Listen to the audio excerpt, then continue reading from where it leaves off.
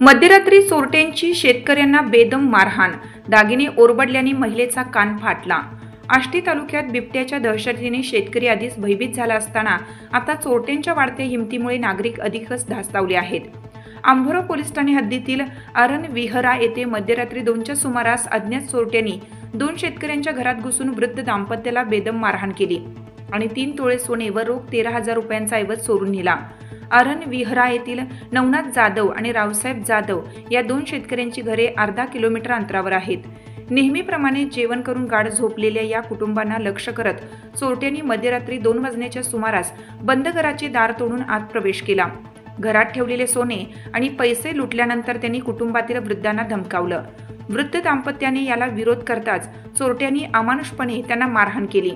दागिने ओरबाडून घेत असताना महिलेच्या कानातील दागिने काढताच तिचा कान तुटला आणि नाकालाही गंभीर दुखापत झाली। पुरुषांनाही बेदम मारहाण करण्यात आली। दरम्यान गंभीर जखमी शेऊबाई नवनाथ जाधव, नवनाथ नारायण जाधव यांच्यावर अहिल्यानगर येथील जिल्हा रुग्णालयात उपचार सुरू आहेत। या घटनेमुळे परिसरात चोरट्यांची दहशत निर्माण झाली असून बिबट्याप्रमाणेच आता चोरटेही आपले गाव बदलून दहशत माजवत असल्याचे दिसत आहे।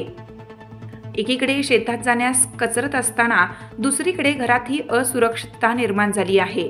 सरपंच अण्णासाहेब शिरसाट यांनी तात्काळ चोरट्यांचा बंदोबस्त करून परिसरात पोलिसांची गस्त वाढवण्याची मागणी केली आहे। घटनेची माहिती मिळताच आंभोरा ठाण्याचे सहाय्यक पोलीस निरीक्षक मंगेश साळवे यांच्यासह पथकाने तातडीने घटनास्थळी भेट देऊन तपासाला सुरुवात केली आहे।